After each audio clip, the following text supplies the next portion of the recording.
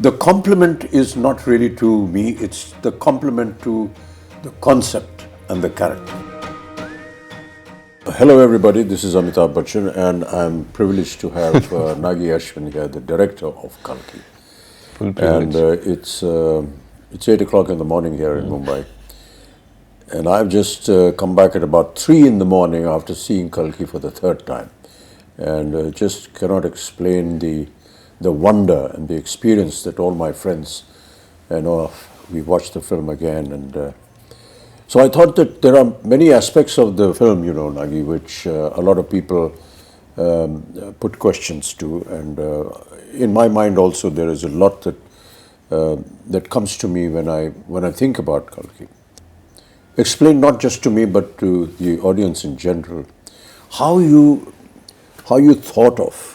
When we spoke to Priyanka and Sapna, they said, after the last film, they waited and asked you what you're going to do next, and you said, I don't know. And almost after a year or so, you went to them and said, I have something.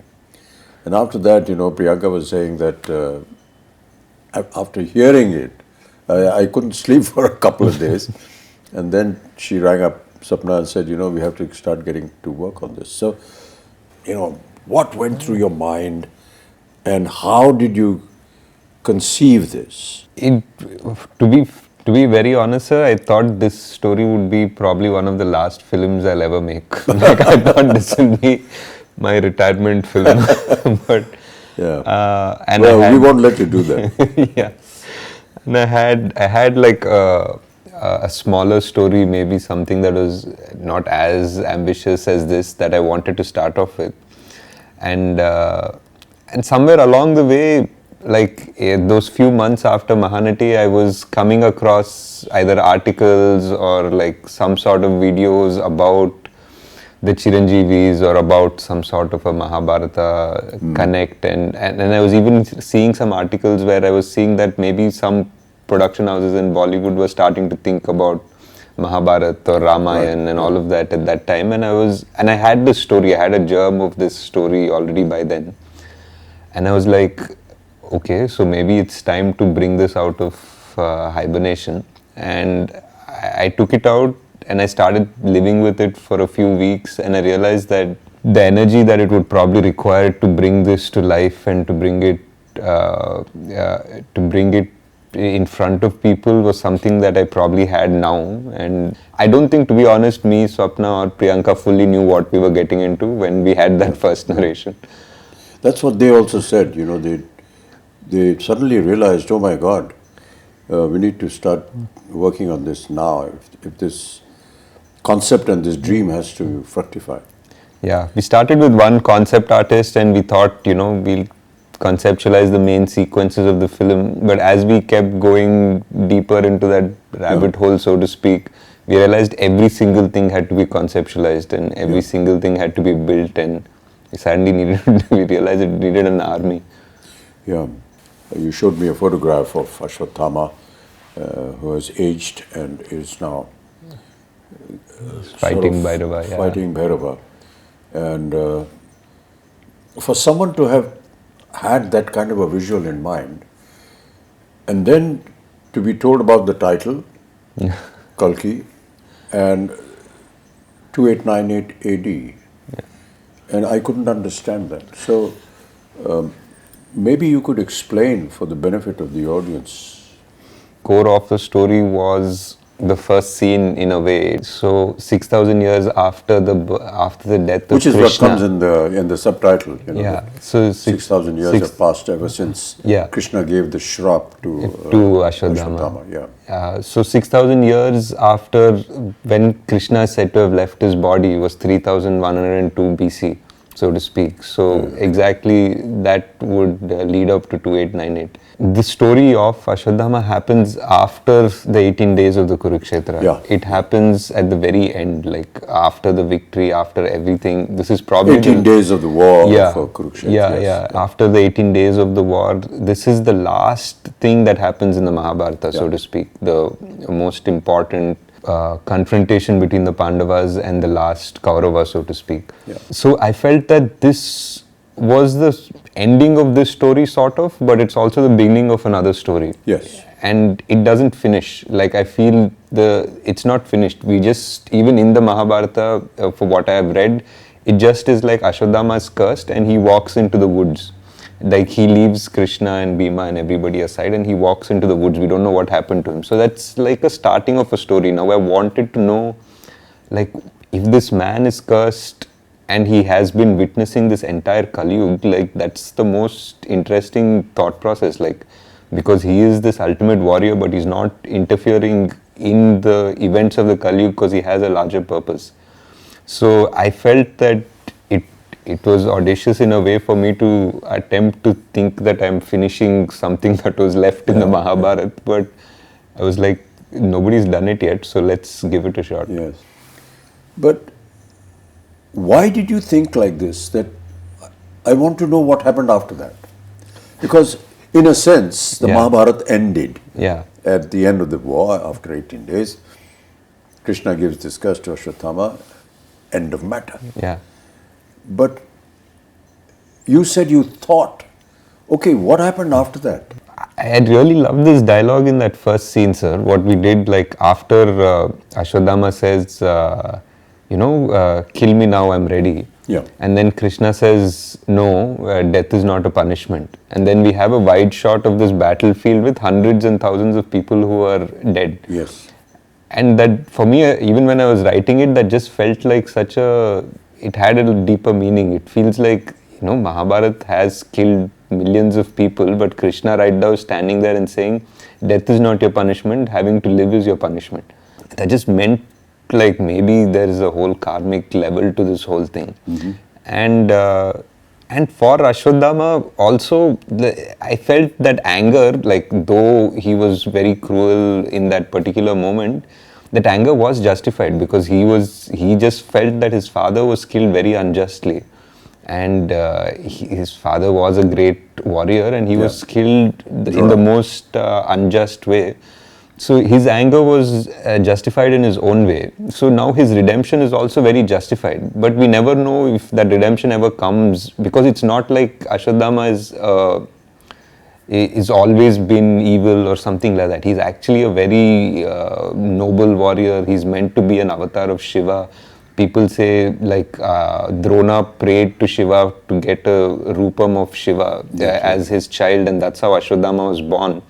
There's a beautiful, beautiful couple of pages in the Mahabharata that shows before Ashwatthama enters the Pandava camp to massacre the rest of the Pandava army. He sort of, Krishna had put out a barrier. He had put out, like, his magic in a way. He's put, like, the biggest celestial guardians around the camp, and he went back to the kingdom, and Ashwa came and he realized he can't cross those celestial guardians, and for that one time he became like a Rudra Roop, like he became Shiva. He entered one pyre and he came out like Shiva, and there's Kripacharya watching this and he became so scared, like he actually ran away from that scene because Ashwatthama was so terrible and so magnificent. So that character always intrigued me.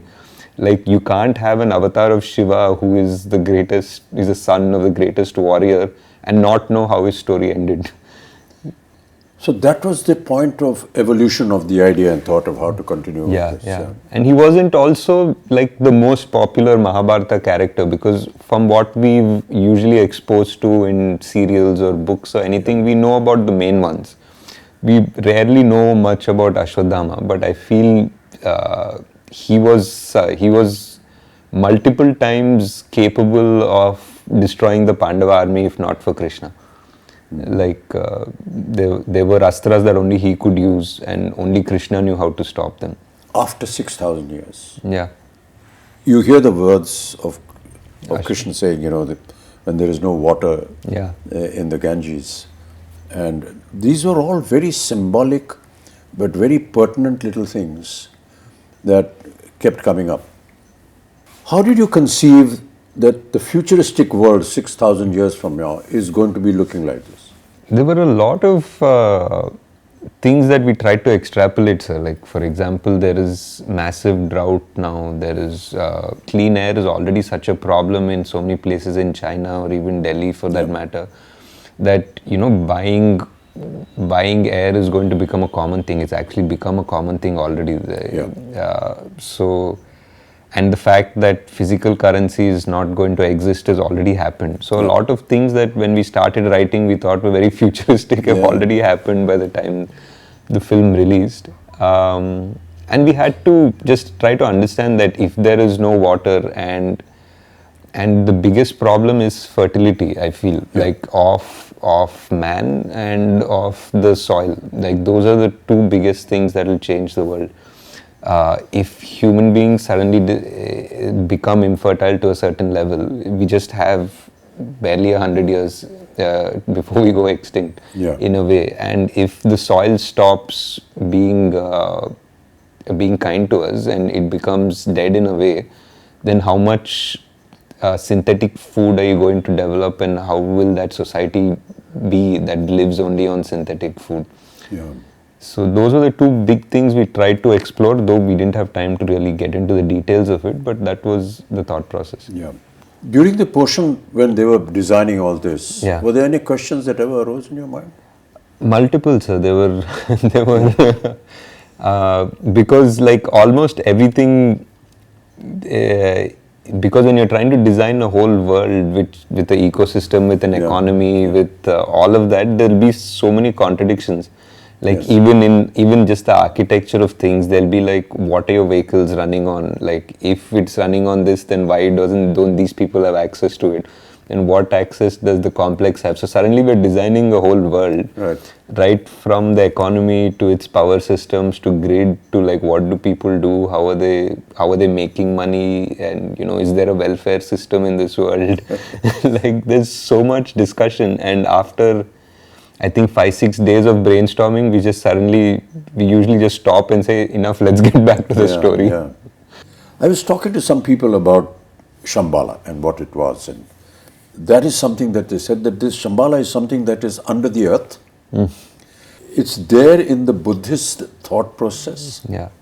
I personally felt that there is a scene when Mariam comes forward before she sings that song, to that circular that design, mandala, which I don't know whether I'm correct in saying that, but it's a very Buddhist. So is that what went through your mind? It was, sir. I think the idea of Shambhala is something that is very similar to our culture and Buddhist culture, even Persian culture. They have different names for it. And I felt that it's very interesting that all of them have names somewhat similar also. Somebody calls it Shangri-La, somebody calls it Shambhala, and all of them say that it's a place where people are going to sort of retreat to in the Kali Yuga, when adharma becomes so much more outside, and that's where the avatar will come, the savior will come, so to speak. So I felt it's very interesting that so many cultures have the same idea. And the idea of the symbols in Shambhala was like a mix between the chakras that we have, the Sri Chakra and all of that, combined with the mandalas that Tibetans have, which are so similar. So that was that. We just wanted to find, I think in the production design discussions that we were having, we were always trying to see like how culture would be amalgamated in 6,000 years. It wouldn't be like sharp lines between cultures and traditions. Things would probably get merged a bit. But it's, it amazes me how one person's brain could have designed and thought of all these things. I couldn't have, sir. There was a production designer, Nitin Zihani. We had multiple meetings. We have a concept design team which is really good. They're from Jaipur, fully Indian, like Immortal Collective. We had an in-house storyboard artist, Venu. I mean, for a movie like this, I would say that we probably required a bigger team, but the team that we had was fully on board, and everyone was constantly ideating. I mean, I definitely had to okay the final aesthetic, and I would guide them and direct them the way it had to go. But if not for the concept designers and Nitin's brain also, this wouldn't have come out the way it has. Kamal, that day when we had a general, Yeah, when we were talking to the rest of the cast, he said something very nice. yeah, He said, a lot of the filmmakers come to me and they describe the story, and they give me very efficiently made concept storyboards. arts. Yeah. But the point is that his opinion was that how does this storyboard actually get into practice, and what is the reality of it? It's all right to make some drawings and come, but he said that when I saw this and when I heard Nagi, I thought, gosh, it's going to be another one of those storyboard things. But then Nagi showed me some visuals which he had shot, and I believed, and just went ahead with it. What was the idea of the complex? The idea of the complex was, it was like everything is there. It's beautiful. It feels like heaven. There's water. It feels like, animals are frolicking happily, and it's clean air and all of that. But there's something that feels unnatural about it as well. There's something that doesn't feel real, and it doesn't feel it belongs there. So it was that aspiration of man. I feel that when you go to the complex in the film, there is this idea that you need 1 million units to enter the complex in this world. That idea was like a creative idea of yours? Yeah, it was a creative idea. It was something to give a goal to Prabhas's character, and everybody in that world they basically were working around that goal. They wanted to make 1 million units to get into the complex. But my idea was that you can't make 1 million units by being straightforward.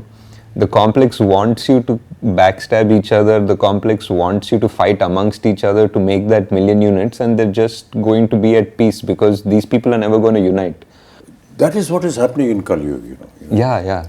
This whole backstabbing and everything, everyone wants to grab and go on to the top, Correct. That famous story about all of us, we're all like cockroaches and everyone wants to go up, and reach the top of the lid of the bottle where they're in. So, you are catering to an audience, and there are many portions which I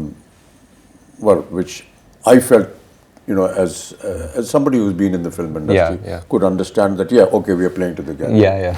This is Prabhas. For sure. This is a Telugu film.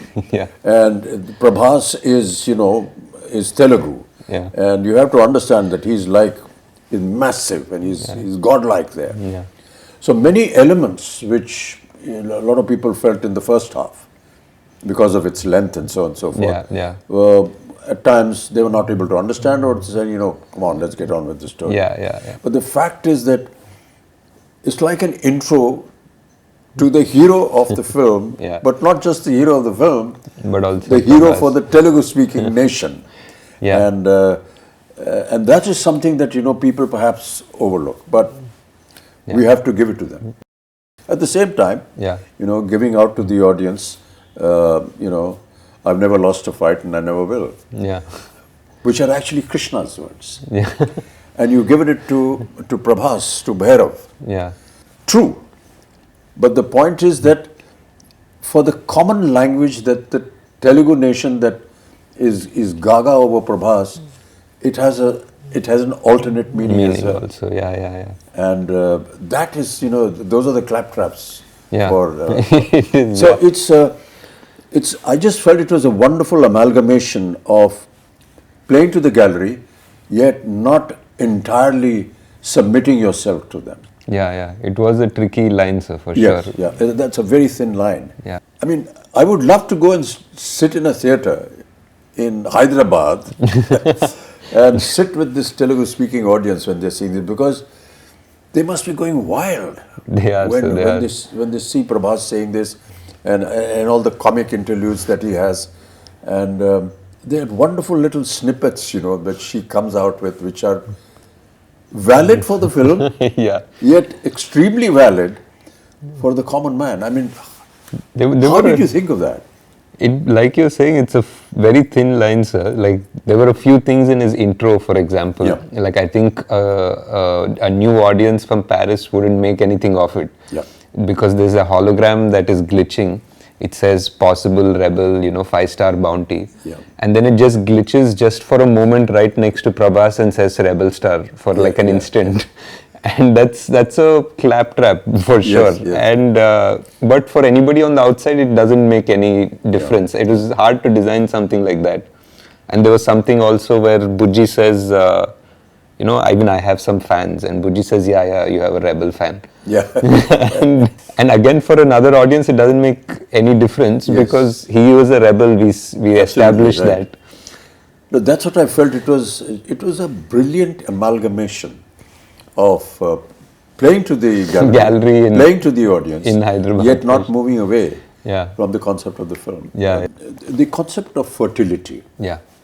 was that a story imagination, or is there some kind of a link? It was a bit of a story imagination, sir. It felt like in the Kali Yuga, like what is the last thing that can be taken away from us is the gift of life. People's morality and this and that and everything. And the last thing that would die is the actual gift of life, like whether it is food or whether it is the chance that we procreate and make and continue our species. So just the fact that, that there was a dialogue which said that I will be born in the last womb of the Kali Yuga. So that was there in one of the earlier drafts, and it felt like that was the most dramatic way to introduce our savior. Yeah.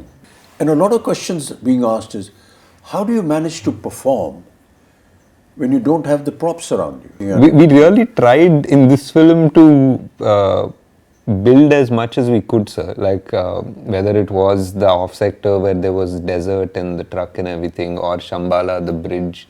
We tried our best to give as much, but yeah, there were definitely sequences where it was just a blue screen. Yeah.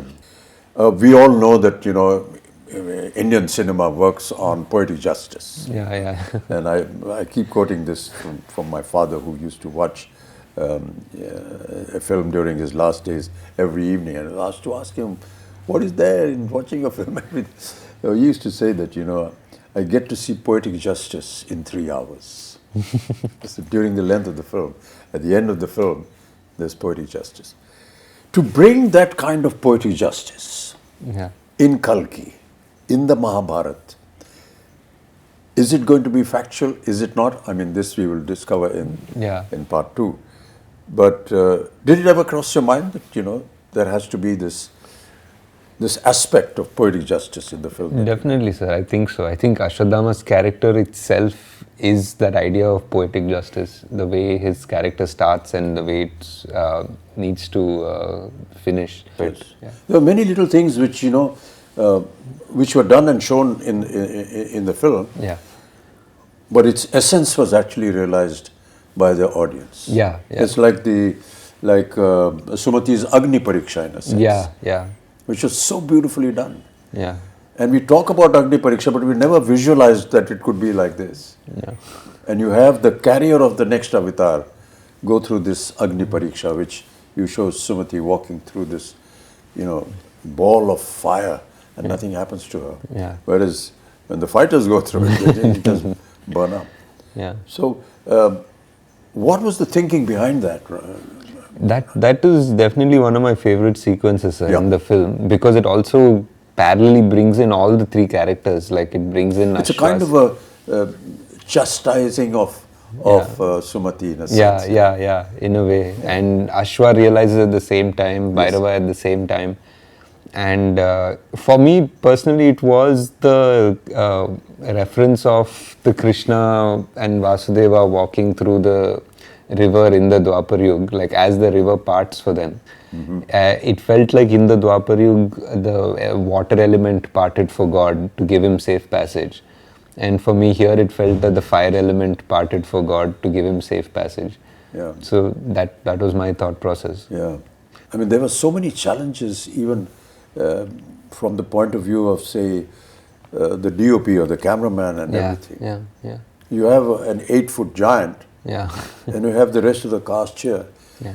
And there were so many times when we took hours, because how do you light up a place where you're going to see both the characters together. Correct. So my lighting is going to be different. Yeah. And my whole atmosphere is going to be different. My concept of looking down to talking everyone, And everyone's looking up to talk to me, and how we actually managed to do that. Yeah.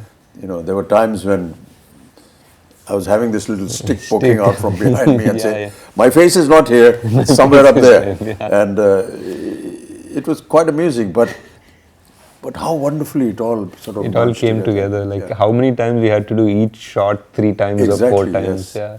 Even when I was writing, I always thought Kalki was 2 watches. Like it was a repeat watch. Like the first time you watch the film, you watch the film. And the second time you watch it with the perspective of having seen it again. So you see so many things in a new perspective almost. Yes. In a way, it's almost a new film the second watch. Yeah. So I always felt it was a 2-watch movie at the least, and it's great because I think we went for the evening show, like all of us, to see it, and on the first day, and by the evening show there were people who already knew the dialogue, so they were already watching it the second time.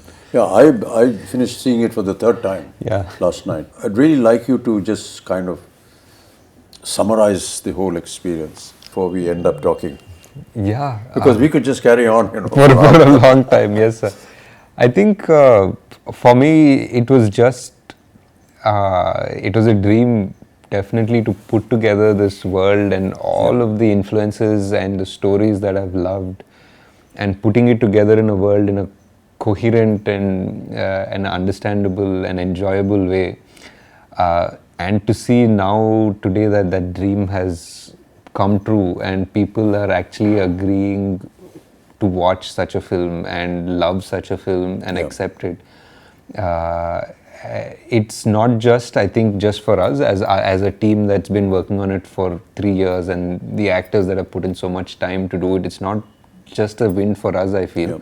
I feel it's a win for the industry in a way, because like producers, actors, directors, writers now have a validation that they can think differently. Now they have a validation that they can greenlight projects which probably wouldn't have, because now there's a Kalki.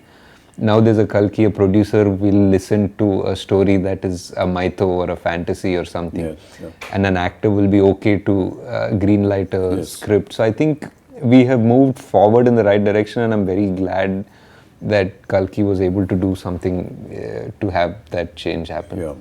I just wanted to, we won't get a chance as often, so I just wanted to ask what in the scenes that you've done, like what were your favorite scenes in the film? It's very difficult to pick one particular scene, Nagi. And I'm not just saying it because I'm a member of the cast and crew and it's our film, but quite honestly, it's very difficult. Really, the purpose of talking to you, Nagi, was that. That it's, yes, it is a film. Yes, it is make-believe. But it's make-believe. It's the belief that we want you to go and see, because it's been made with belief. And that belief is what is the strongest point that I feel in the film. And each time I see it, it's that belief. I hope that, the audiences will go and see this film with the kind of interpretation that Nagi, the director, had, and his vision, and the way he has explained the many aspects of the story. It's a film that anybody will identify with, because it's, good over evil, and all our films are like that. But to give it the depth and bring that mythological history, culture into the open and prove it, that is what was challenging for Nagi, and that is what I find he has been able to find victory in that challenge. So now we wait anxiously for part 2. How is it all going to end? And so we look in great anticipation. Thank you, sir. Thank you. Thanks so much, Nagi. It's been wonderful talking to you. Sir, I know you don't like or appreciate this, but this is one of the few chances we have to thank you for all your patience. You know, And the whole country, sir, like whoever I speak to, Yeah. I know you've heard this already so many times, but it's just such a pleasure to see you in that avatar, in that role. Yeah. And so many people, I did a bunch of interviews yesterday and everybody just said, thank you for giving us this Amitabh yeah, Bachchan. it's a a huge fan fallacy, thing. actually. I don't believe I know it. you don't like any of No, it, it's sir. not a case of liking. I just feel that the compliment is not really to me, it's the compliment to the concept and the character. And Also- that speaks volumes about the film. It's not a personal, you know, okay, I like this star, Yeah. and he was good and he acted very well and so on and so forth. So Yes, sir. when they compliment a Prabhas or a Deepika and anyone else and Kamal, you're actually complimenting the concept of the director, Nagi, who was able to conceive and put together this story. It's all very well to go to an audience that's coming out of a theatre Yeah, and say, कैसी लगी film भैया? So they said, अरे बहुत अच्छी film है यार. यार उनको इन्हें नहीं समझ में नहीं आया, ये नहीं हुआ. It's not that. I think that we need to catch some people who, the youngsters, and say, you know, let's sit down and have a chat. And what did you actually see? What did you think of? What was going through your mind when you were watching all this? It would make a very interesting subject. And I'm going to catch Abhishek and Please do, sir. That would and be Navya, great. my granddaughter, and have a chat with them, much like we've had here, Yeah. and ask them some very pertinent questions. Right? Thank you, Nagi. It's That'd be been a great, pleasure. sir. Yeah, Such thanks a so pleasure, much, yeah. such a pleasure, sir. Thank you so much. That's the end of our very long, intricate conversation, and I hope that you enjoy the film when you see it. Thank you so much. Namaskar. Great, sir.